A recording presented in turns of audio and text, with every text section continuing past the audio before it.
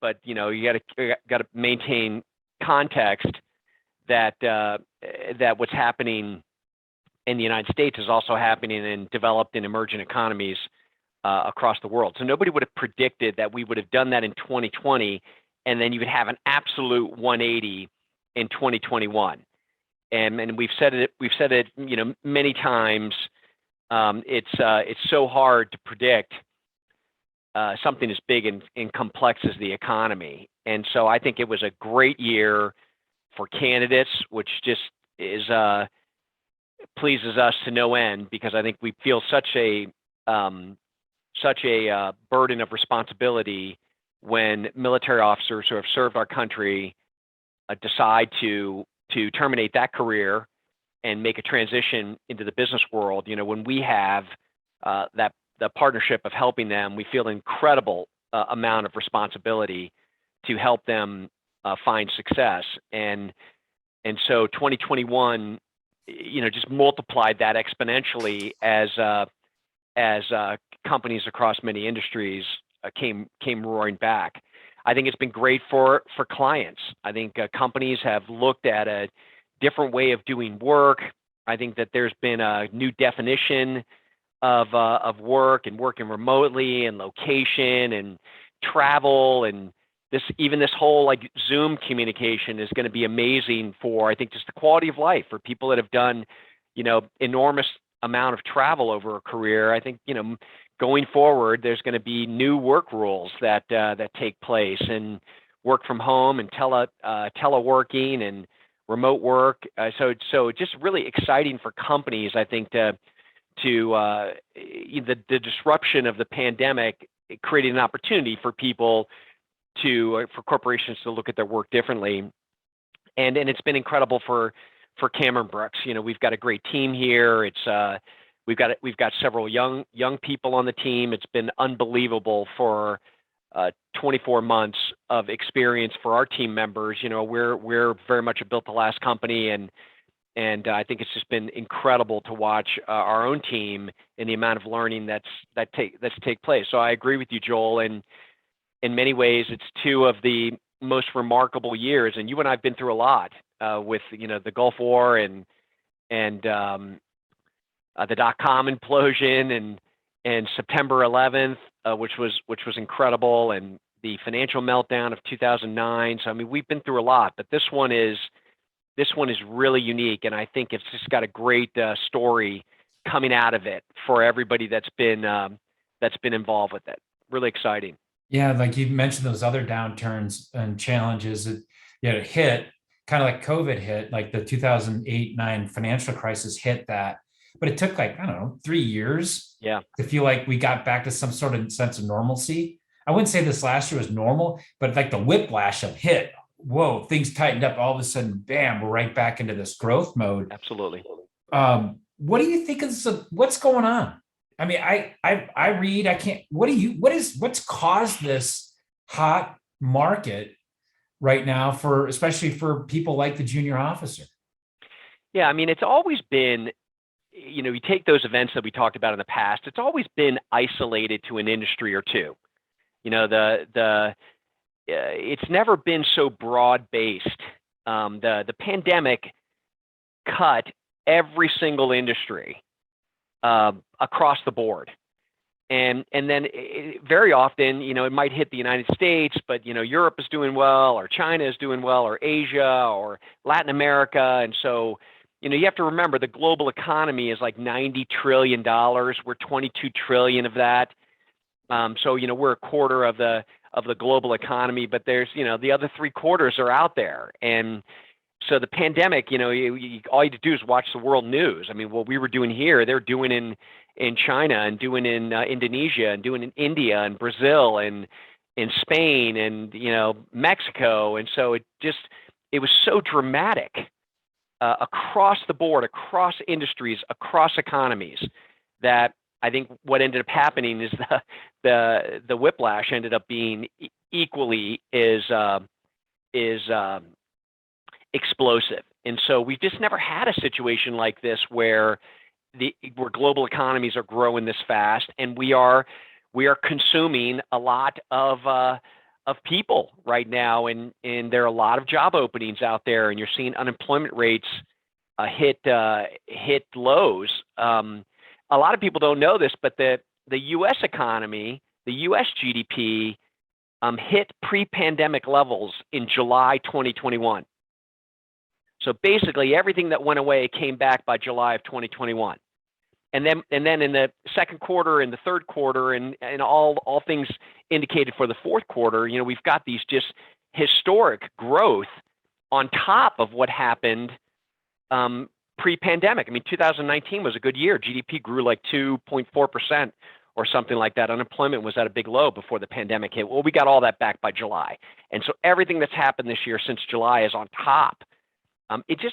Historic times. And I think back, and we talk a lot about this. One of my favorite Buffett quotes, I have two of them that I really like that are relevant, and I've said it before, but he says, by the time you hear the robins chirping, spring is over. And we talked about that during the pandemic, where there was this idea that, hey, this thing's going to come back and you can't time the market. And so, it took acts of kind of faith to realize, we're a very powerful country, and there are many powerful economies out there, including ours. And so I think the people that made smart bets and smart investments and maybe took a longer term horizon instead of worrying about what was happening in 2020, they looked out at 2025 and 2030 and made decisions before the robins started chirping. Boy, have the robins been chirping now. And the other Buffett quote that I love is, and he credits his $100 billion fortune with like this idea that be brave when everybody else is scared, and scared when everybody else is brave. And I think that is those messages when you're young and you have time to monetize an investment. I think people that looked out at a 5 or 10 year horizon made some really good choices. And I'm not even saying you rush out of the military. If you're still debating whether or not you want to be a 20-year person or you want to get out as a pre-20, I mean, that's a decision that you have to make, in my opinion, absent of what's going on in the economy. You got to decide what's right for you. So I'm not saying run out of the military. I mean, we need good military officers. We need people staying in, defending our country. But for those of you that are saying, I don't think I'm going to stay in for 20 years, take the lesson learned of what's happened here and use it to look out 5 years in your own life, a 5-year plan, a 10-year plan, and make a smart investment. And don't wait for the robins to start singing, so you don't miss spring. Right. And, we talk about this also, the book that, the obstacle is the way. Those challenges, those crucibles that build us, that shape us, mold us, that give us that credibility. And we're certainly, even though the job market's good, these companies are still challenged, which is one of the reasons why they're hiring, and is a good time to get out to experience these challenges that the companies have, and rebuilding, and whether it be rebuilding or reshaping or re-strategizing this post-COVID world. It's a very good time to enter into the marketplace to get this experience. With that, Chuck, why, not only is there just a demand across for people, and really good people, there is just something about, there's this unique demand for the JMO that is coming out too. What is it that you're hearing from companies besides, hey, we just need to fill a position? I know you won't let them come to a Cameron Brooks conference just to fill a position. It's got needs. But what is it that they're asking that JMOs have that they value so much? Well, I think that, we've always been most interested. I've always been most interested in high complexity recruiting. So the roles that we target, the roles that are interesting to me, that I like the idea of presenting to high quality junior officers, are high complexity openings. And a high complexity opening requires multiple skill sets in the same person. And I joke around about this, but it's not even a joke. When you talk to a hiring manager, what separates a top 10% performer in this role from the other 90? They give you this run-on sentence. I need a leader that's really driven, that has incredible learning agility, that's super adaptable, that is, highly intuitive, but also highly analytical, that can work well with people, that can collaborate, that is willing to do, it just goes on and on. And those have always been strong JMO traits, right? I mean, I'm hitting my 30th anniversary. It's incredible to me. January 2022, the January conference is 30 years since I left the service. And so that formula of junior military officer experiences being really unique, that's always been true. But I think what's interesting is that, in a way, military officers, in my opinion, for high complexity recruiting, sit up here at a pinnacle, right? You sit up here high because your experience out of college is so unique, and nobody develops leaders like the military does. And so you sit up here on a pinnacle. And I think what's happened, you all, is that more high complexity jobs are out there. So there are more roles that need military skill sets. But I also think this: there are a lot of people that are scared when the rest of the world is scared. That the business world is a large pluralistic group of people. It's much larger and much more diverse than the military is. And the military is pretty diverse.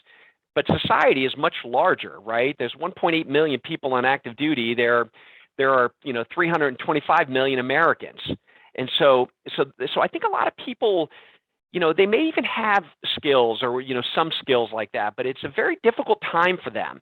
So I think in a lot of ways, other people who can fulfill the roles have fallen down, and so here we are, like with just it's gold out there today, your skill set. Because of all the things that are going on and all the change and all the challenges and everything you read about in the nightly news are challenges that companies are facing, and they're looking for leaders and problem solvers and givers, candidly, that are interested in serving. And it's still, after 30 years, my favorite way to think about work is to serve and to serve others, and to give more than you take. Well, military is taught that because all of us joined the military out of a desire to serve. This is just serving in another way. But I think there's just a premium right now for people that have these multiple skill sets all in the same person, combined with a good growth mindset and learning agility, that can fill these high complexity roles. And I think we'll never run out of these roles, you all. There's no line of sight. I think the business world has changed, needing more people like this. And I think for those high complexity roles. Now, there are a lot of medium complexity ones and lower complexity ones that I think you could have all the talent in the world, but you're in the wrong role. And so I think it's really important to try to find these high complexity ones, which is why I look so hard for them and why we're so selective on, not only companies that we work for, but jobs that we work for. Because I just think the whole thing's a lot more interesting when you're getting uniquely talented military officers and putting them in front of companies looking for high complexity recruiting. Chuck, only because I was asked this earlier today. I think the officers that are listening to this know how we vet them, because we tell them up front. They're curious, how do you ensure that the companies and the positions that we bring are developmental, that there are top tier companies? Like, what do you go through to make sure that a company comes to the conference and meets what Rob Davis, Pete Van Epps are telling the candidates that we're going to bring? Yeah. Well, I mean, it's a screening process, so it's the same type of thing, right? You've got to be willing to go through opportunities and say no to things that are not that you're not interested in doing. And I think so you've got to have a lot more demand out there to be able to say no to things. And so I think a lot of other recruiting firms out there, they don't probably perform at a level that we perform, and therefore they don't have as much demand. And I've talked to a lot of leaders in other firms, and they're good people, right? That other companies that are in the veteran space, and we're all passionate about veterans. So I'm very, very thankful that these other companies, are out there doing that. But their constraint is demand. They have lots of candidates and they don't have enough opportunities, so they have to take whatever they can get. I think our thing is you've got to be able to screen companies. And additionally, Joel, as you very well know, every single company, every job at the conference has to get through me. And so I personally talk to the hiring team, to the hiring managers, and I'm asking them questions. And in a way, I'm interviewing them, if you will, looking for opportunities that I think are high complexity openings that require experience. They require experience, and they require experience that I think are going to be in the wheelhouse of junior military officers. So, but you've got to go through the companies. You have to spend a lot of time talking to people. Thankfully for us, I mean, I've been tracking it here all year and even last year that every conference, 98% of the opportunities that we ultimately bring to a conference are connected to a Cameron Brooks alum. And sometimes that Cameron Brooks alum is the CEO of the company. Yeah. That calls and says, hey, I want to do this. And we talk about high complexity recruiting, and we pick teams and parts of the business to be able to recruit for. Other times it's a hiring manager. It's somebody, like a person on the phone right now, 5 years from now, that gets promoted and wants to start hiring for his or her own team. And so, but the point is that you've got a lot of people that know the capability of a Cameron Brooks junior officer, and they come to us. And so I don't need to go out there and stretch and do things that, I don't think are particularly interesting. Now, we do like unique things. I mean, there are some huge trends out there. It's been really fun here working with smaller companies that are private equity owned and getting into a lot of these private equity operations groups. That's been really interesting. I personally have been, much more involved with that here in the last year. So there are a lot of smaller companies that are being purchased by PE firms that are rolling them up. And boy, are they starting to do high complexity junior leadership recruiting. So it's not necessarily just the really big name companies, even though we have a lot of those too. So big, medium, or small, they just have to have a compelling, candidate value proposition to the candidate that we know, Joel, the candidate that this company has built its legacy on, and that's junior officers, which is why we don't bifurcate and, try to become all things to all people with different types of veterans. Believe me, I care deeply about enlisted recruiting. I think actually it's much harder for enlisted people getting out of the military than it is for high quality junior officers. And I wish I had like another me or another 7 of you, Joel, that, we could get out there and do that. But we purposely stay very, very focused on what we know very, very well. And that's what we just talked about here. But that's how you get the companies, by being really, really good at the space that you decide to occupy. So we got our first question comes in. It's a little bit off. It's not necessarily on the subject. It's sort of on the subject we've been talking about because it is on COVID, but it might be too early to tell. The Omnicron variant, and you might be able to look back at Delta. What's your expectation how this is going to affect conferences moving forward? I don't think it'll affect it at all. I think the effects have already been taken into account. And so this is the third wave, right? We had the initial, we had Delta, now we have this one, and I think there'll be more. And I was on the phone with the GM, former Marine officer, runs a huge business, national business. I was on the phone with him 8 months ago, and he said, this is never going away. COVID. We'll have one variant after another. And his advice was get used to it, to me. Right. As a leader in this business, he wasn't lecturing other people. He was lecturing me, saying, get used to it. It's not going to go away. And now you're going to have times that it takes bites out of the economy. But I got to tell you, I don't know that would be such a bad thing right now because the economy is completely overcooked. Right. And so, I'm not talking about loss of life and stuff like that. That's absolutely terrible. But it wouldn't hurt to have things calm down a little. Right. Now, maybe it affects 5% of the number of offers that are out there, but I also think it allows, you're not jumping on a train that's moving at like 400 miles an hour, and I think it makes it a little easier to assimilate into a business because right now things are frothy and they're exciting. It's kind of like joining the military in the middle of a deployment. It's very possible to do it, but it is it'll get your attention. And so anyway, I don't have anybody calling me yet saying that they are worried about this new variant. I think it's right on the backside of the Delta variant. And so to me, it feels normal. I I think that you'll see all the precautions that were put in place the first time, and with Delta, I think you'll see companies putting those precautions in place again. And there's still a lot of companies we work with, a lot of departments that are back in the office 1 day a month right now, and the rest of the time they're still working remotely. So it's not like they are spending a lot of time together in the office anyway. And so a lot of, and other companies are very different than that. But the point is, it's not anything that's really on my radar other than all of us staying safe and healthy and doing all the things that we need to do to protect each other. And that may have been, Taylor, it's hard to tell what the question was, like the effect on the conferences.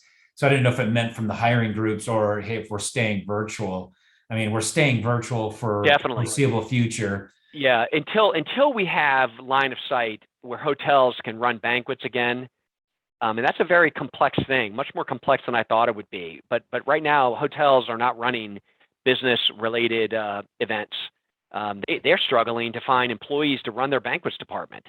And these are, big hotels that we go to. So in big cities. So there's they're feeling a crunch. So yes, if the question is whether or not we're going to stay virtual, I think that we're going to stay virtual probably for the entire year of 2022. But I think you're going to see more and more companies doing second round interviews in person, where you're going to be after the conference and the follow-up process, there are going to be more and more flights. I think maybe not during the respiratory season, like right now, Right. because we're seeing COVID cases climb again with this new variant. But there's, again, there's a lot of flexibility in how we all run these businesses. That's the great part of the lessons of COVID, is that we already know the plays to run. It's just a matter of looking at the field and calling the right plays. I'm just going to keep going with the questions too, because these are good, because it's hard to stay on top of all if we give you more. On the COVID topic, Chuck, and you mentioned this at the beginning, what have we, from your perspective, seen from the change of flexible work options, whether that be work from home, the 1 day a week type of thing in the office, and are compensation and benefits evolving because of that? What are you seeing from that perspective? I don't think it's changing compensation and benefits at all. I haven't seen anything like that. I think that, the jobs and the comp plans and the incentive comp, all of that is, that you're still performing in the role. So you're still bringing value in the role. So I don't think that it's affecting compensation. But the work rules in companies are all over the map. Everything that you could imagine, from 100% in person in a very high productivity operation, that is moving product. And thank goodness they are, because part of the dilemma in the whole supply chain is being able to meet demand of product. It has to be made. So I think that portion of the supply chain is very much, in person. I think sales organizations are out working with customers, again, in person, obviously with precautions, but there are other parts that are still 100% remote. And I do think I think that over time, we get out of the military, and I remember this, right? I said this in another webcast. I told Roger Cameron that I wanted to be within a 10-hour drive of Washington, D.C., which is where I was from when I left the service, and I still laugh like crazy because I only drove 10 hours in a car one time in the last 30 years, and that was on the Thursday after September 11th to pick up my wife and 2 kids at the time. But you don't drive 10 hours once you get out and you start you start having the wherewithal. You're gonna fly places. But the point is that location it's going to become more of an agnostic factor.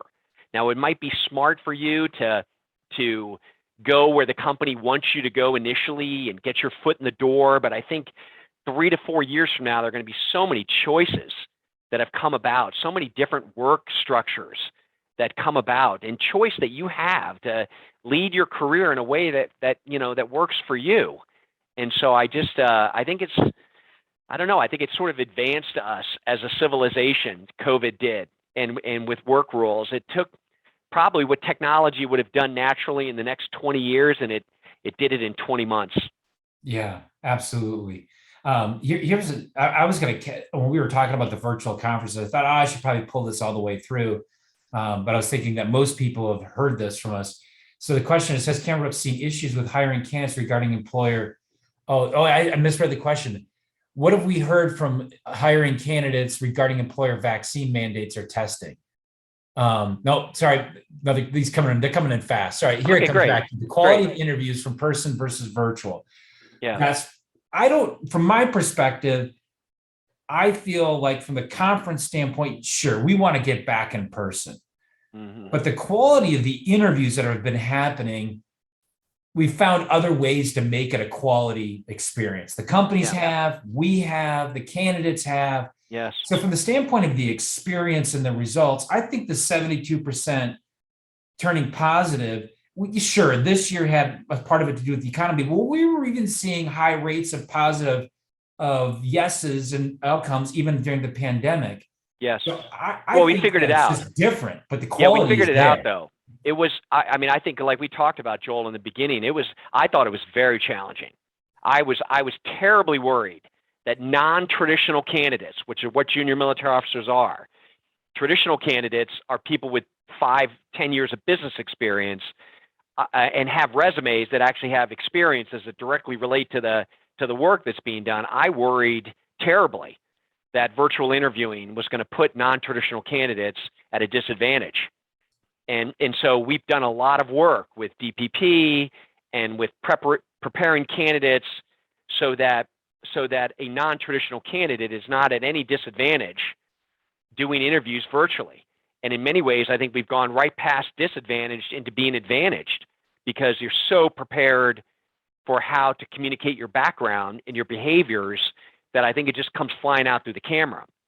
But remember this too, that it used to be great when everybody was in one office. A candidate could fly to the office and meet with 8 people they had to meet with in one day, around a conference room with a couple of other offices. So, because everybody was in one place. But now the business world is spread out. You could do an in-person interview and fly to one location, but when you're there, you're going to be up on a screen because 6 of those people no longer work in that office. They now work remotely, or they moved to Tucson or wherever they wanted to, and they're running this job remotely. And so I think that this idea of a hybrid virtual and in-person interviewing is here to stay. Yeah. I don't think that it will ever leave, whether or not you meet one person in person and 3 people virtually, or 3 in person and 1 virtually. The business world is spread out, and there's a lot more flexibility on where you live, a lot more compared to 3 years ago. Now, maybe not in the starting role, because I've even seen companies say things like, to onboard a non-traditional candidate, it is a big advantage to be within driving distance of Dallas. And so you can decide you want to live in San Antonio, you want to live in Austin, but you got to be in a reasonable car drive to meet in person in Dallas or in Denver or wherever. And you might just say, hey, I don't feel like driving 4 hours. I'm just going to live in Dallas. Or you might decide I want to live in Austin. That's totally your prerogative. But there's flexibility, but I think we all still want to take the high quality non-traditional candidate and onboard you and get you assimilated into the organization successfully.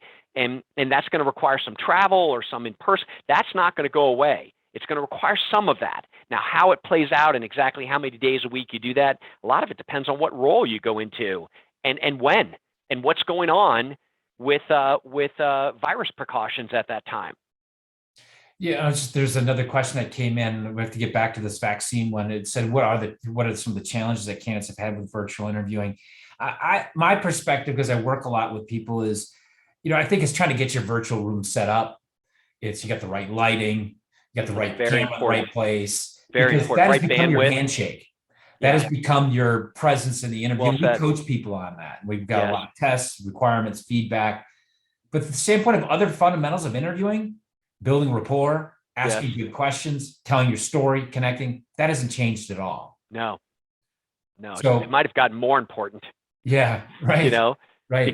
Because of that, you're up here at the pinnacle and everybody's following away. So when you get up there and you start hitting doubles and triples in interviewing, like you're winning games, winning a lot of them, where maybe before it took, triples and maybe all the way around the bag. But I think now if you're interviewing well virtually, you can meet a lot of people at a conference today. I mean, the average number of people in the interview has gone up because companies are taking advantage of the virtual interview to get 3 or 4 people involved. And so I think you look at a conference and the network that you're building with 12 or 13 interviews when you're meeting that many people in 2 days. I mean, your business network is just skyrocketing at a conference today. And so to me, the good outweighs the challenges. Plus, we know the challenges, so we're going to help you, right? We're going to come to you and teach you the things to mitigate the risk on the challenges, and therefore you're taking advantage of all the upside. And so, Chuck, what are you hearing, seeing about candidates who are choosing not to, your officers choosing not to be vaccinated? We've got several in the program coming to conferences, so we do get a lot of questions about, hey, what are you hearing, seeing about vaccines? What are employers saying? Those types of things. Yeah, I mean, it's changing. It's changing. If you would have asked me that question, Joel, 4 weeks ago, and you did ask me that question 4 weeks ago, I said we just got to start tracking it, because some companies are saying we need to have people vaccinated, so we started tracking it. But I don't think today we've had any offers like withheld because of vaccinations. Now, companies have asked us the question, and we'll probably, for these next 5 conferences, continue to ask, are you vaccinated, are you not?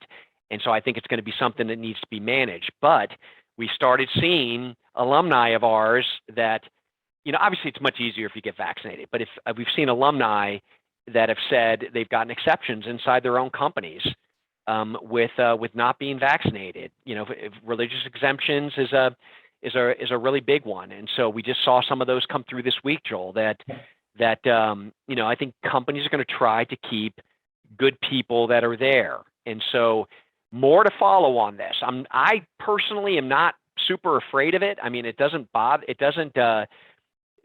are other things that I think I worry more about right now than whether a person is vaccinated from running this company perspective. But it is on our radar, and I think we need to watch it, and I think we need to be thoughtful about it to make sure that we are, for those of you that whatever side of that decision you fall on, that, we're doing a good job as your partner. Yeah, I think there's bigger things to manage in your career search to be concerned about. I know you don't want to diminish that, because I think there's a lot of pressure. Things that have bigger impacts is right. what I mean. I mean, your decision to vaccinate or narrow not. On location. Are you going to be well prepared? Mm-hmm. What's your mindset going in? There's so much more important strategies that they have a bigger impact. Right. They're all important, but you're right, Joel. They have a bigger impact right now. But I think we got to watch to see what happens with this federal vaccine mandate with companies with more than 100 employees. And so far it's looking like the Supreme Court's is not going to let that take place. Right. And so I think you're seeing companies already shifting gears like almost daily on this topic and trying to figure out how they're going to manage it. So more to follow on that one. That's evolving very quickly. Yes. This is such a good question too, because I think there's some misperceptions out here, and this is the easy one for you to answer.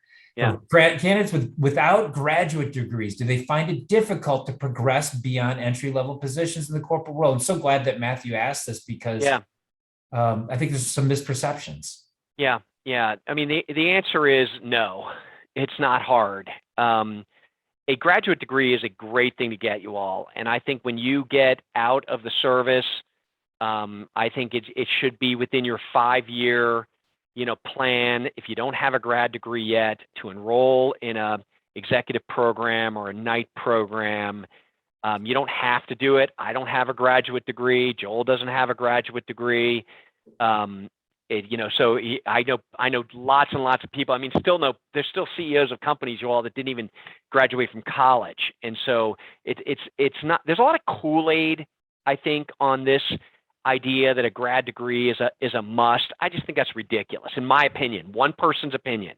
And just with a lot of years of doing this, it's just, there's no data to support that. Now, the MBA programs that really want you to go full time, they are marketing to you, and they really want you to give them all that tuition, and so you're a product of theirs in that, and so there's a lot of marketing that goes on in that, and they like you to believe that it's this is a prerequisite you got to go to this school to be able to be an effective leader. I just think I don't think that is anything that I would worry about. If you have a graduate degree, great. If you got one, if you have time, you have 3 years before you get out of the service, enroll in a night program. It's going to give you tools that are going to make it easier for you to accelerate in your work, not necessarily in your career, but in your work. I mean, you'll have extra tools to bring on the job, and so I think that can be an excellent thing in the military. And a third of our candidates that we work with at every conference have graduate degrees. 2/3 do not, and so you'll be in good company if you do. You'll be in good company if you don't. But I do think it's a smart 5-year, 7-year plan to be thinking to yourself in one of these executive programs. And they're awesome programs, and they'll teach you a lot. And we like the idea of not having to lose 2 years of your salary, 2 years of your 401k investment. I mean, it's kind of funny to study finance in a grad program and then, learn the time value of money after you just gave up at, 28 years old, 2 years of salary, and suffered the negative effects of time value of money. Another Buffett quote, right? The greatest invention in capitalism, compounding. And so when you're young, it's really good to start trying to save, to get into your 401ks, to take advantage of stock purchase programs that companies have, because if you get into it when you're young, you're going to take advantage of a couple of decades of compounding. And again, it's a simple Excel spreadsheet. It's worth millions to you. It's worth millions when you're 60 or 65 years old, if you can start younger. Building on that, there was a follow-up. What are the company's feelings or thoughts on the difference between in-person versus distance learning online? I mean, in fact, they don't even call them online anymore. They call them distance learning because they're so hybrid. So what do you hear, Chuck? Companies don't care. Right. Companies don't care. I don't have anybody saying to me that, hey, you got to do it at this school or go here. Nobody thinks that. And I think there's just a huge appreciation, you all, for diversity today in business.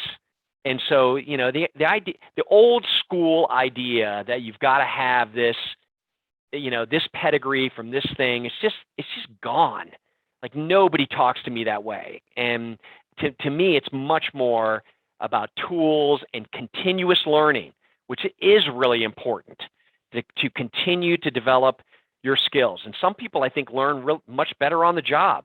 Some people learn much better in a classroom type environment. And so some learn with a hybrid of those two. Don't forget, there's still things written that today, with the amount of reference that's out there, if you read 5 books on any one topic, more than 99% of the people on the planet on that topic. So there's a lot out there, blogs and YouTube videos and online courses that you can take to really learn just about any topic that you want to learn. So it'd be very short-sighted of corporations to think to themselves that, you got to have this one cookie cutter thing. They're going to chop out a lot of diversity in their own companies. Okay, we're just going to do one more question on the master's degree. We're going to get on some other subjects here. So somebody says, if you already have a technical master's, do you need to get the MBA or look into the master's? I think it depends on what you go into. I think it's a great question. And a lot of this is a fun thing about doing a career search, because you're comparing a lot of options to each other. And we're really good at learning what's important to you and building an interview schedule for things that we think are going to be interesting to you. And you're going to get the power of comparison, right? And Joel's going to probably ask me a question, so I'll reiterate this again. But I think the biggest mistake I see non-traditional candidates making a huge industry change is they make decisions in isolation.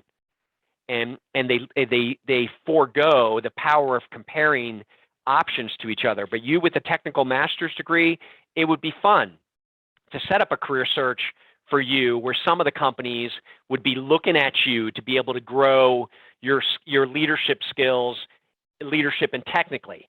There'd be also some that would say it'd be interesting to take that leadership and technical and use it more in a commercial setting where it might be interesting for you to augment your degree with an MBA. But the fun thing is to have discussions like this while you're interviewing with these companies, because you're just going to get so much smarter on what the options are for you. And in the process of doing that, you literally are going to form your preference. You're going to figure out, what do I prefer?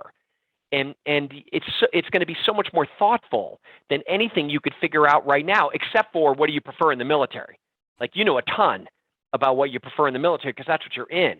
But I'm talking about what do you prefer in the very, very large business world, which is significantly larger than the military, right? Just going by percent of GDP. Let's stick on that topic since that's what, and I know there's more questions. We'll have to get to only because you brought it up. Let's talk about the power of the comparison. How come that's important? And maybe I should preface it that we're really big in Cameron Brooks doing a career search. Yeah. How, I know why, but I'm going to ask you so you can explain it. How come? Yeah. Well, because what we want is a successful transition. A successful transition, your first 3 to 4 years out of the business world and all the data that we've analyzed, and we look at alum that have done really well, some that have done medium, some that have done not as well. And by the way, they're all talented, and I know them. I mean, I know what they look like, right? I know them by name. Some of them have just knocked the cover off the ball in the last 20 years in their career, and others are in the middle. I mean, there's normal distribution on it, even with Cameron Brooks alum. And so we've looked at the common threads. And I think that it's making the transition from the military to the business world and having a very smart 3 to 4 year transition. And remember this, right? And remember this. I said this in one of the other webcasts that I did. I say you're non-traditional for businesses, but imagine the military, that a company commander in the military and a battalion commander in the military are interviewing a bunch of their junior officers for an open command spot or an open executive officer spot, whatever important role, right, to a battalion, our executive officers. So they're interviewing all the O2s and out there in the battalion and sister battalions and other people from other military bases to pick the very, very best executive officer, experience required. But now, in addition, during that search, they're also going to consider non-traditional candidates. So they're going to find business people that have had very successful business careers, and maybe they've got 3 to 4 years of business experience that are going to interview alongside of a senior O2 in the military. And so imagine that, right? I mean, imagine what it would take for you to be on that interview panel, to interview these people and somehow or another pick the business people who are non-traditional for a military role, experienced business people, instead of the experienced military officer. And that is exactly what businesses are doing here, especially in high complexity recruiting that are not entry-level positions, right? Every job that you will see, you can ask any alumni, hey, when you saw the actual company job description, what did it say minimum years of experience? What were the hard requirements of the job? If it says 0, you all, I'm not even going to answer that email. That to me is a total insult to a military officer to say that, this job is designed for somebody with 0 years of business experience. I mean, I want to recruit for jobs that say 4 to 5 years of, 5 to 6 years, 7 to 8 years, because there are different ranges within junior officers of experience required. And then I like the idea of teaching the company how your non-traditional background qualifies you for that role and gets you over that high bar. It's difficult recruiting, but it is absolutely, it's the most fun thing to do for you as you get out of the service. And so you're these and Joel, let's come back to your question, because I want to make sure I bring it all the way home again. Why is the power of comparison, the career search and power of comparison, so important to this transition? Yeah. So where does it start then? Yeah. Well, that starts with comparing options, because the power of comparison is that you're going to get your relative interest in a range of opportunities. And the sadness that I have is when a person's making a huge change like this, and they just inadvertently pick the first option that they get. they're not doing any analysis and comparison of company A versus company B versus company C. And I think they make a very, very important decision in isolation. And then as you make it in isolation, the risk factor in the 3 to 4 years, the most important years in getting out of the service, is that you're going to burble. You're going to hiccup. And you'll ultimately get the power of comparison, but you're going to, because you made your decision in isolation, you picked the one job that made you an offer in your hometown, right? And I had those things when I got out. I had companies that said, hey, you want to be in Washington, D.C., where I'm from? Sure, hey, we'll give you a job offer. And thank goodness I had a great friend of mine that went through the Cameron Brooks conference and was like, don't do it. Like, get to the conference, get educated. It's think Intel, think IPB, like be thorough, manage risk. Luckily I had a great S1 that was a cohort ahead of me as a JO that I really respected and looked up to, and in many ways I owe him my career today because he gave me information that I did not have. But the point is, compare, go through a conference, learn. You will make such a better decision. You will manage risk so much better. Now, if you're going to go to work for a DoD company, and that's all you want to use your security clearance, and you want to go to work for Booz Allen or whatever, and you're in the Air Force on some SPO, and you're going to go to work for Booz Allen on that SPO, and you just really want to just continue your military career, you're just going to do it with your uniform off. You don't need the power of comparison. But when you make a big change, the risk of burbling is one of the main things that you need to consider. And what I mean by it is, you go to work for one for a year, you leave that company, you go to another one for a year, you leave that company, you go to work for another one for a year, and that's what I mean by hiccuping. And you're actually never transitioning. 3, 4, 5, 10 years have gone by. You've never actually transitioned, because the definition of the transition ends when you go from being a proven military leader, which is what you are right now, to a proven business leader. Like, you have gone through your first job, you probably have been promoted one time, and now you're a part of the company's succession planning process, which, believe me, the business world has BZ type things, and they don't call it that, but they have succession planning, and you have now established yourself as a high performer because they've seen your track record there, and with high potential. Now you're a high performer, high potential person. That is the top block on the 9 blocks of succession planning. You can Google that. That is thought leadership. That is in corporations today, 9 blocks of succession planning. You're going to be in the top right of that block. That is the end of the transition. And you are on the same kinetic and potential energy that you had when you left the service. When you burble, the clock keeps starting over. You're just taking a stopwatch and running it for 12 months, and then just reset it, new 12 months, reset it, new 12 months. And don't worry if that ends up being you. You have tons of company. Just look at LinkedIn and how many people never make a successful transition to the business world as a developmental candidate, even out of MBA programs, even out of top MBA programs. Find somebody that graduated from a business school 6 years ago. And for every one that you find that actually got out of business school, took a job and transitioned out of the military after 2 years of business school and stayed there and now is with that company, or maybe not that company, but maybe in an industry, but their skill set, they accelerated, they're up at the director level, senior director level in 6 years, 7 years. For every one that you find that did it at business school, you'll find 10 that are out there burbling after business school because they never have made a transition.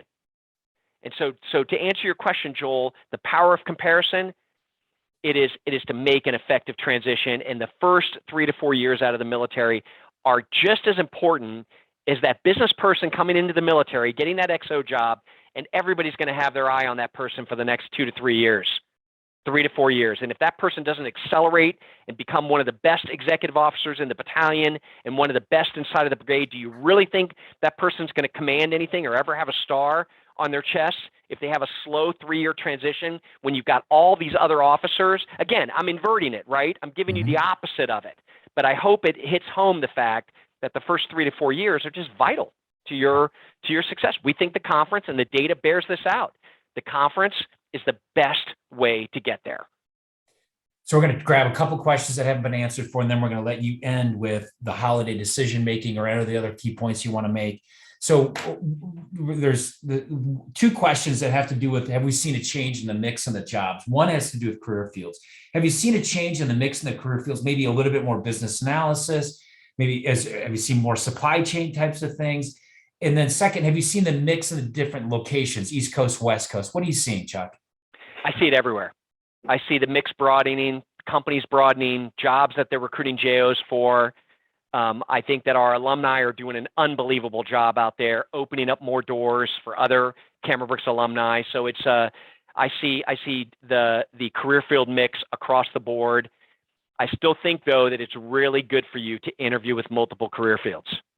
And so sometimes people, when I have the rare privilege of being able to meet you before the conference, they're like, well, Chuck, I know you want me to tell you exactly what I want to do. And I think like, no, I don't. I've never said that. Nobody's ever said that here. We want you to do a search. And so I think there's value in seeing multiple career fields at a conference. And so don't think about narrowing yourself down. Think about broadening yourself and seeing a wider array of them at a conference, because literally when you see A, B, C, D, and E, you might find that A becomes really interesting to you because you didn't like E, right? D becomes a lot more interesting because you compared it to A and E. And so it's just, and I can't possibly, people always say to me, oh, you know exactly where I'm going to go to work. I think like, no way. I figured out one thing, you all, I've never met any two of you that remotely remind me of each other. And we've done brothers and sisters. And so even twin brothers, identical twins. Both new power officers. Yeah, they were not identical. Not in any way. And so my point is that there's a big advantage to seeing multiple career fields, and we love the reading, because I hope you read something and you're like, that interests me too, or I really found this interesting. We're always asking you, what do you think about the reading? Because we're trying to find get an idea of the broadness of things that will be interesting to you, and then you interview with them, you learn a ton, you narrow down for the follow-up process, you pick your favorites. Hopefully you still have some sampling in the group that you're doing second round interviews with, because I think all things statistical sampling, scientific, mathematical fact, it's useful to get a wide sample, and you're ultimately going to get to the point where you make a decision that's going to be easier for you to transition into, because it's going to hold your attention. If you're going to be great at it, which is really important, and it's going to open the right doors for you. And one more question we're going to field and then let you wrap up. How do you envision the push towards greater data science and automation affecting the junior officer marketability moving forward? I think it's like the most important thing. I think it is, I think when we left the service, Joel, in the early 90s and the internet was invented, I think our generation was the generation of the internet, and the internet changed everything, you all. It's just globally so interesting, right? And I can still remember in my lifetime, like somebody telling me, hey, there's this thing called the World Wide Web, and thinking to myself, my gosh, this is going to change everything. And so that was our time. But the equivalent to you is going to be data science. That's all of you are going to be data scientists. And it's going to be incredibly wise for you to start paying attention to that as you're transitioning out into your first 5 years. Get good at Excel. Get good at pivot tables. Watch Khan Academy 5 videos on the basics of statistics, the basics of normal distribution. What is regression? What is standard deviation? What is normal distribution? To try to get an understanding of a statistical fundamental. And many of you already have it, right? I studied biochemistry in my undergrad, so I left the service with a very, very strong math background. And that helped me because it came to me a little bit more quickly. But other people I know didn't have that. They're a history major, but they are some of the most technical people that I know, because they're just, they're very dedicated to learning new things. So data science, that is going to be your generation, and you're going to ride that wave for 40 years as it becomes bigger and bigger in corporations. Absolutely. All right, Chuck, bring it all together. What should be people thinking about, talking about over the next, month or so, all the holiday things, and what are they taking away from this? What should they be doing? Well, enjoy your holidays. enjoy your holidays and enjoy time with your family, and, count your blessings, and, and be safe. And, that's first and foremost, because what a great time of year to recharge batteries and read a great book. And, if anything, my thought for you would be to try to come up with your 5 or 10 year plan, and look out a half a decade or a decade. And if you're 28 now, say, where do you really see yourself at 38 years old? And I'm 55 now, you all, and I left the service at 26. So, it will come. The time will come. And unfortunately, we only get one life to live. I wish still today there are like 50 things that I wish I would have had time to do. But so spend the holidays enjoying yourself and being safe and being around your loved ones. And the point too is that I think it is be careful. I always say this, right? Family, loved ones, they want what's good for you, but they don't necessarily want what's best for you. And I'm half Irish and half Hispanic. The half Irish side, I have an Irish mother, and I joke around about this, but it's not a joke. Irish mothers, they want the kids and the grandkids not only to live in the same city, but they want us all in the same neighborhood, ideally on the same street. And even 27 years after leaving DC and living in Texas, which, by the way, is not a 10-hour drive, super irony, my mother still says to me, "Oh, when are you and Julie and the kids going to move back here, back to DC?" And, and I always just say, "Hey, I love you too, Mom," because that's the way that family members express love. They want everybody close. And I'll tell you, I have 3 kids, and one's already out of college, and the other one is about to graduate from college. And I told them no to Texas, right? As much as I would love for them to be near me, I said, you can go to work anywhere you want, but don't come back to Texas, because I think it's so important to get out there and make your own path and figure out what is good for you. That I wanted even my own children, as painful as it is, good would be them near me, but best for them is to cast a net and get out there and make your mark. And I know over time, if they do that well, their chances of getting back to Texas, later with the right experience level are very, very high, right? And high probability of that. But I'm talking about when you're forming and you're making the initial investments in your career, cast a wide net. And I'll end on this. I've said it a million times. I read somewhere that Teddy Roosevelt, one of the most successful Americans ever, his mother, even her dying wish was that he would be a dentist, and pressured him to, the guy was an inventor, explorer, president of the United States, and she still, geez, Theodore, I really was hoping you'd be a dentist. And that's a loving mother, right? That's a great thing. But again, what's good for you and what's best for you are two different things. Be careful around the holidays, because I think there's a lot of family pressure on that, which sometimes has a tendency of narrowing our focus. And hopefully you can see everything we talked about here is reminding you, when you're young, broaden your focus and cast that wide net out there. Thanks for all your insight, wisdom there, Chuck. It was great spending an hour with you. It's always excellent to get your voice out in front of the officers that are considering a transition. Thank you, everybody, for participating and listening. Thank you, Joel. Email Thank you, me at joel@cameron-brooks.com with any other additional questions, or if you want to set up a consultation session. Thank you. Thank you.